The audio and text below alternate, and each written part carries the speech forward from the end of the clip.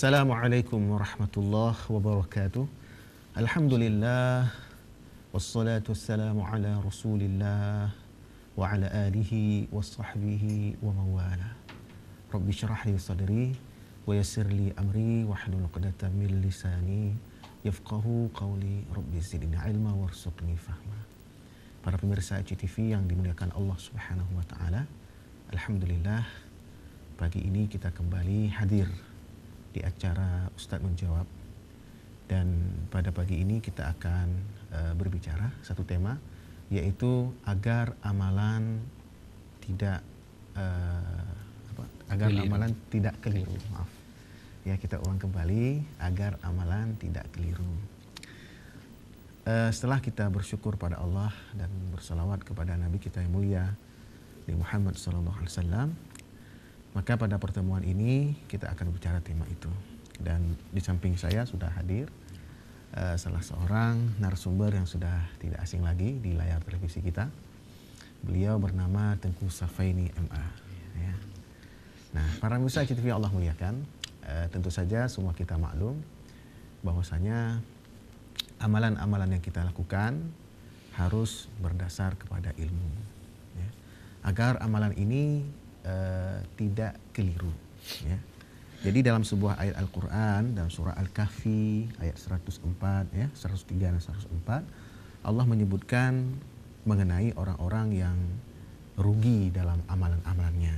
Jadi mereka sudah beramal sekian banyak, tapi amalan-amalan yang mereka lakukan itu ternyata tidak ada nilainya di sisi Allah Subhanahu wa taala. Jadi Allah sebutkan, qul hal nunabbiukum bil akhsarina a'mala.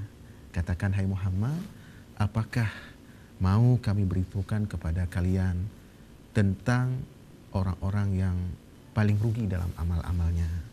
Siapa mereka? Alladzina dhalla sa'yuhum fil hayatid dunya, yaitu orang-orang yang telah sesat perbuatan mereka dalam kehidupan dunia, wa hum yahsabuna annahum yuhsinuna sun'a. Tetapi mereka menganggap bahwa mereka telah melakukan perbuatan yang sebaik-baiknya.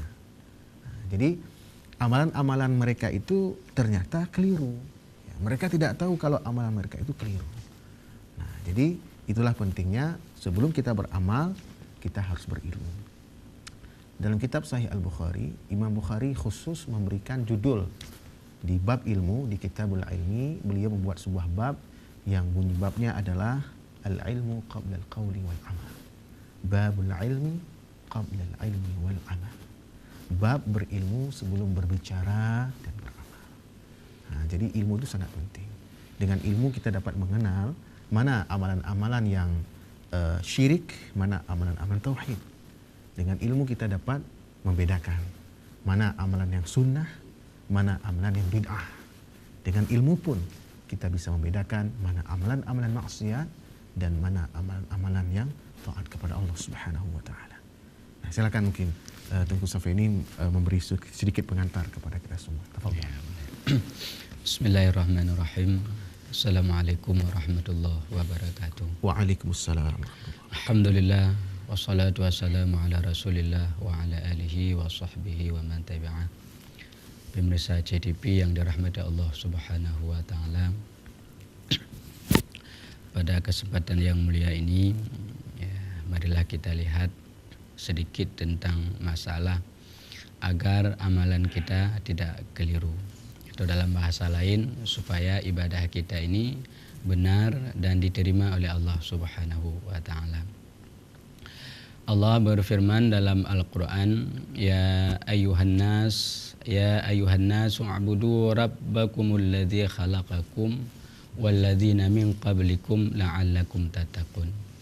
Wahai manusia, sembahlah Tuhan kamu yang telah yang menjadikan kamu, walladzina min qablikum la'allakum tattaqun, dan menjadikan orang-orang yang sebelum kamu, la'allakum tattaqun, supaya kamu menjadi orang-orang yang bertakwa. Dalam ayat ini, ya, Allah memerintahkan kita supaya kita semua beribadah kepada Allah, ya, berbuat amal kebajikan kepada Allah Subhanahu wa taala. Bahkan Allah Subhanahu wa taala juga berfirman, "Wa ma khalaqtul jinna wal insa illa liya'budun." Tidaklah aku ciptakan jin dan manusia kecuali untuk menyembah kepadaku, beribadah kepadaku. Di ayat yang lain Allah juga mengatakan, "Ya ayyuhalladzina amanu taqullaha haqqa tuqatih wa la tamutunna illa wa antum muslimun." Wahai orang-orang yang beriman, bertakwalah kamu kepada Allah dengan takwa yang sebenar-benarnya. Wala tamutunna illa wa antum muslimun. Dan janganlah kamu meninggal, janganlah kamu mati, janganlah kamu wafat illa wa antum muslimun, kecuali kamu dalam keadaan Islam. Nah, ini artinya sebuah ibadah itu sangat berpengaruh terhadap akhir kehidupan kita. Apakah kita nanti akan meninggal dalam keadaan beriman, selamat iman, ataupun kita meninggal tidak dalam keadaan selamat iman. Apakah ibadah yang kita kerjakan hari ini di dunia akan bermanfaat di akhirat, ataupun sama sekali tidak ada manfaatnya.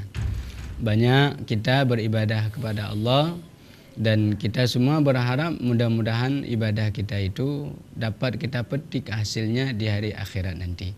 Dan banyak juga di antara hamba Allah yang beribadah rajin dan sungguh-sungguh dia beribadah, tapi tidak ada apa-apanya, tidak dicatat, tidak dianggap oleh Allah Subhanahu wa taala. Karena memang perintah ibadah ini memang benar-benar sangat ditekankan oleh Allah Subhanahu wa taala. Bahkan Rasulullah SAW dalam sebuah hadis beliau mengatakan, "La tazulu qadama 'abdin yaumal qiyamah." Tidak akan bergeser tumit anak Adam nanti di hari kiamat sehingga ditanyai tentang 4 hal. Yang pertama, an umurihi fima afnahu, tentang umurnya di mana dia habiskan. Ketika kita hidup dalam dunia ini, umur yang diberikan oleh Allah kepada kita, kemana kita bawa? Maka itu akan dipertanyakan oleh Allah Subhanahu wa taala.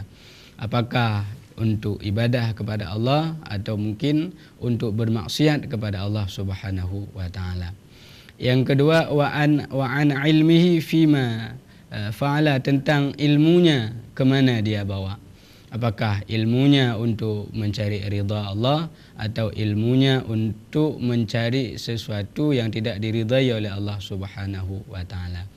Kemudian yang ketiga, wa amalihi min aina iktasabahu wa fima anfaqahu, tentang hartanya juga ditanya oleh Allah. Bagaimana kamu mencari harta itu, kemudian kemana harta itu kamu bawa. Itu dipertanyakan oleh Allah, ditanyakan oleh Allah di hari akhirat nanti. Kemudian yang keempat, wa an jismihi fima ablahu, tentang tubuhnya kemana dia akan habiskan tubuh itu. Artinya kemana dia gunakan tubuh itu. Kalau tubuh kita gunakan untuk taat kepada Allah, salat, lisan kita baca Al-Quran, lidah kita melihat mushaf, kaki kita untuk pergi ke masjid, dalam bahasa lain, semua anggota tubuh kita jadikan untuk taat kepada Allah Subhanahu wa taala. Maka ketika kita beribadah sangat penting kita perhatikan bagaimana supaya ibadah kita itu benar, jangan sampai keliru sehingga ibadah kita ini diterima oleh Allah Subhanahu wa taala.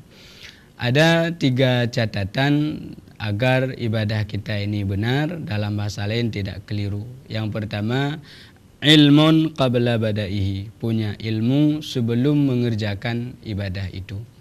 Ya, kita harus ada dasar ilmu apapun ibadah yang kita kerjakan. Jangan sampai kita mengerjakan ibadah tapi tidak diterima. Bahkan ada orang yang mengerjakan ibadah tapi bukan pahala yang dia dapatkan, tapi malah dosa yang dia terima. Maka ini harus hati-hati. Kalau dalam bahasa Aceh disebutkan minta pahala UBP, bertemu palih ubipa. Jadi ingin hasrat dapat pahala, tapi justru yang dapatnya adalah dosa. Maka dalam ibadah itu kita harus benar-benar memperhatikan. Maka Rasulullah SAW dalam suatu kesempatan di saat beliau sedang i'tikaf, fasami'ahum yajharuna bil qiraah, lalu Rasulullah mendengar ada sahabat yang sedang membaca Al-Quran dengan suara yang sangat besar. Jadi Rasulullah sedang i'tikaf, sedang ibadah, sedang khusyuk beliau. Lalu ada sebahagian sahabat itu membaca Al-Qurannya sangat besar suaranya. Lalu Rasulullah fakashafa sitra, lalu Rasulullah membuka tirai, dibuka kain, lihat. Lalu ditegur oleh Rasulullah, inna kullakum munaji rabbih. Sesungguhnya Rasulullah bersabda, inna kullakum munaji rabbih. Sesungguhnya semua kamu itu sedang bermunajat kepada Tuhan. Artinya kita sama-sama ini sedang ibadah ini. Fala yu'zina ba'dakum ba'da. Maka janganlah sebahagian kalian menyakiti sebahagian yang lain. Wala yarfa'u ba'dakum ala ba'dhin fil qira'ah, dan janganlah kalian terlalu membesarkan suara sehingga mengganggu orang lain. Maka ini juga perlu, ya. Maka ada beberapa hari yang lalu atau beberapa minggu yang lalu kita mendengar viral ada bahasa lain di televisi, di media itu tentang penggunaan speaker dan lain-lain sebagainya. Ini juga perlu perhatian kita. Kemudian yang kedua, as-sabru 'inda fi'lihi, sabar ketika kita mengerjakan ibadah itu. Karena Allah mengatakan wasta'inu bis-sabri was-shalah wa innaha lakabiratun illa 'alal khashi'in. Bantulah urusanmu dengan cara sabar, was-shalah, dan salat. Wa innaha lakabiratun illa 'alal khashi'in, karena salat itu sangat berat kecuali bagi orang-orang yang sudah terbiasa dengan salat itu. Artinya untuk sempurna ibadah kita, supaya bagus ibadah kita, maka kita harus sabar ketika kita beribadah itu. Jangan sampai kita beribadah dalam keadaan malas. Wa idza qamu ila shalah qamu kusala. Ya, yura'una an-nasa wa la yadhkuruna Allah illa qalila. Ketika berdiri mengerjakan salat, berdiri dalam keadaan malas dan tidak sedikit ingat kepada Allah Subhanahu wa taala. Kemudian yang ketiga, al-ikhlas. Ini penting ketika kita mengerjakan ibadah. Allah mengatakan wa ma umiru illa liya'budullaha mukhlishina lahuddin.